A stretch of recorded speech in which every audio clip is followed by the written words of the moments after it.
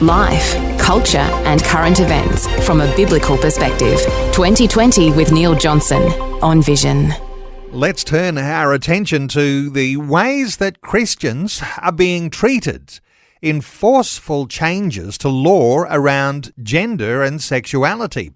The WA Law Reform Commission is being criticised for trampling on fundamental religious freedom in their final report following their review of the Equal Opportunity Act 1984 in Western Australia.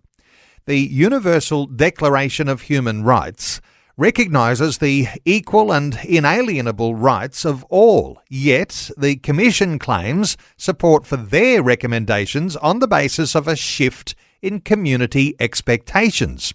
Mark Spencer is Director of Public Policy for Christian Schools Australia. Mark's back with us. Mark, welcome to 2020. Thanks, Neil. I'd love to be with you, but in some ways I wish I didn't need to be so often. Yes.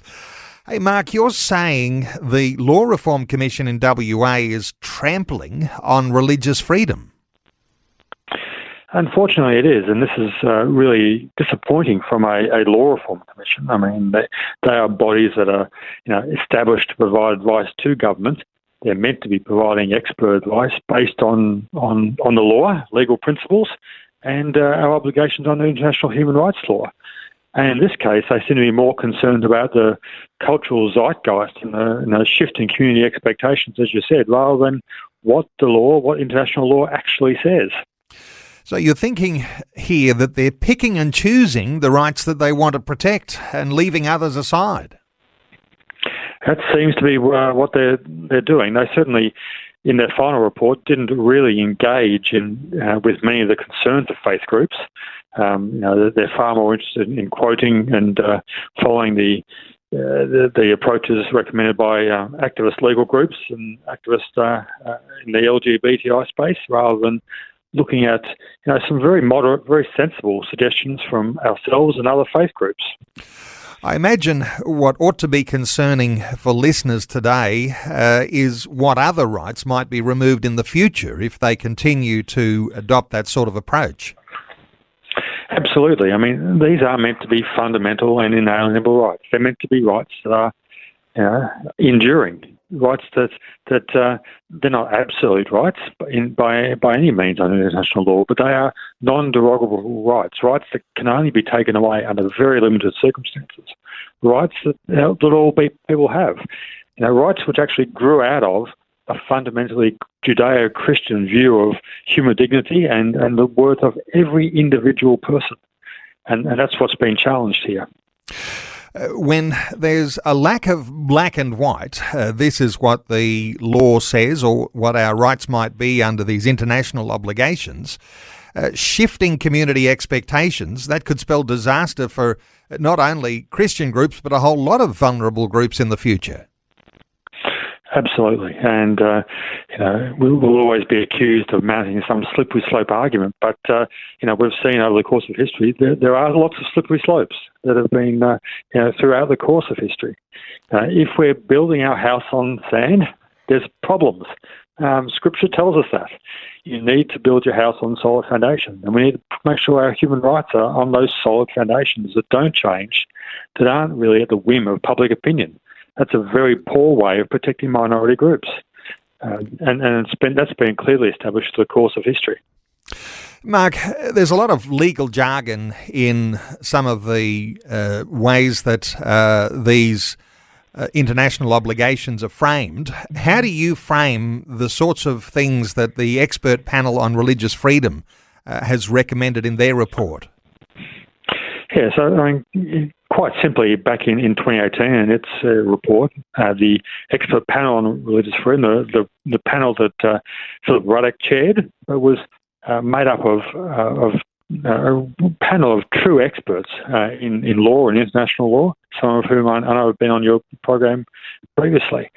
They made recommendations to the Commonwealth Government particularly, but also state and territory governments, that when they're looking at discrimination law, that they have regard to a range of international principles, a range of provisions in the international covenants on which we're party to, and make sure that the domestic state and territory-based law recognises that human rights are indivisible. That there needs to be a balancing of and a recognition and a protection for all rights.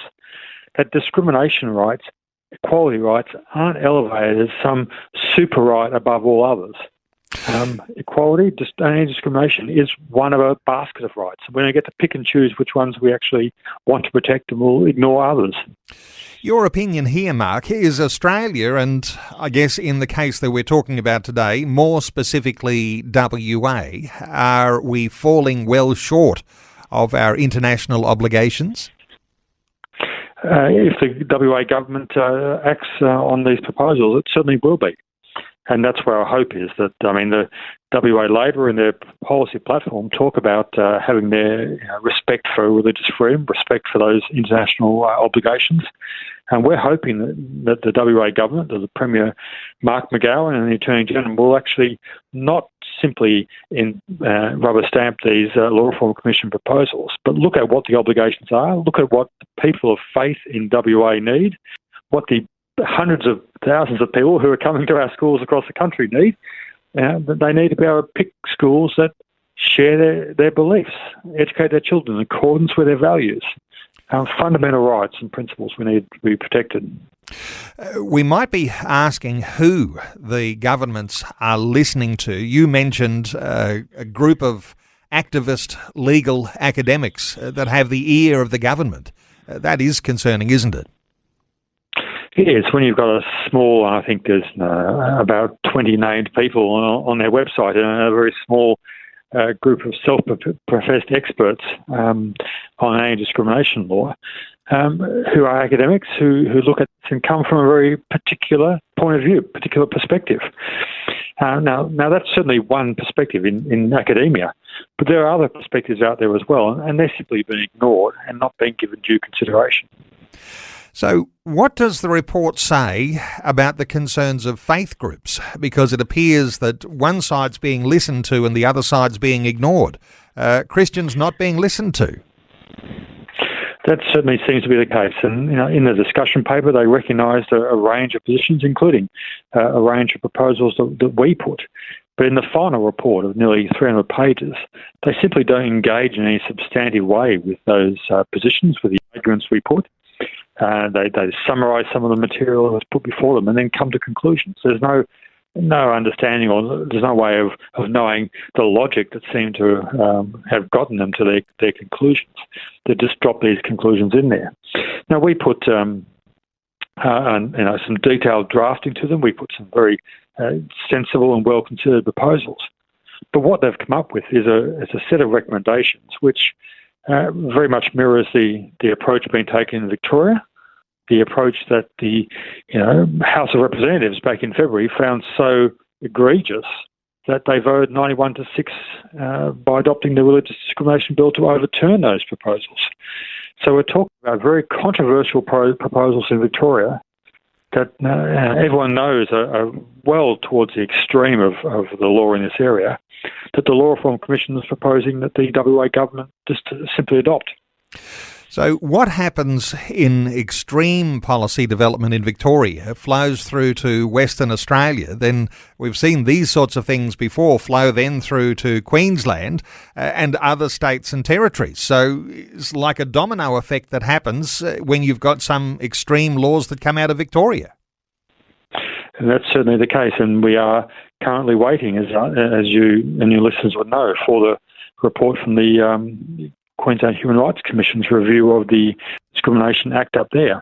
That's currently with the Queensland Attorney General, and we're waiting for that to be released. So we might be having another conversation soon, Neil, about those proposals and what they're proposing for the Queensland legislation.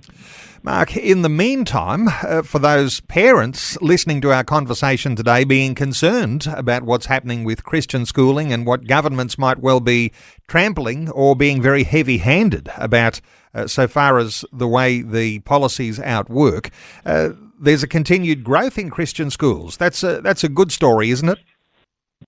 Absolutely, it's continued growth. We're running out of space, but we've got waiting lists in most of our schools. But we we have lots of parents wanting the education we provide, the values we provide, underpinned by the beliefs we have. And we simply can't do that if governments keep strangling Christian schools, making sure, we're all talking about the teacher shortages at the moment, but these provisions just impose an incredibly heavy workload on schools to do all the paperwork, to meet all the compliance requirements, simply to ensure they can employ the staff they need to employ. And is there room from the Christian schools side of things, for a easy as you go or a more heavy-handed demand approach when working with governments? Any thoughts here? Look, we always take the approach that we'd like to work constructively with governments from all sides of politics to come up with sensible and balanced reforms and recommendations. And that's what we did with the Law Reform Commission. We made sensible and we thought quite moderate proposals, reflecting the sort of recommendations that were in the expert panel's review report. They are supported, the proposals we make, by international law.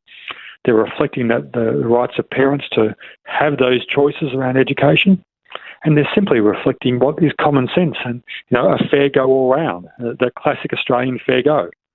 But we've been opposed by groups who simply won't compromise, and unfortunately they've got the year of governance, or at least the Law Reform Commission, it seems. No doubt there'll be listeners looking for more detail on the things we're talking about today. I'll point listeners to the website for Christian Schools Australia, csa.edu.au. CSA stands for Christian Schools Australia, csa.edu.au. Mark Spencer is Director of Public Policy for Christian Schools Australia. Mark, thanks so much for an update today on 2020. Thanks, Neil. Thanks for taking time to listen to this audio on demand from Vision Christian Media. To find out more about us, go to vision.org.au.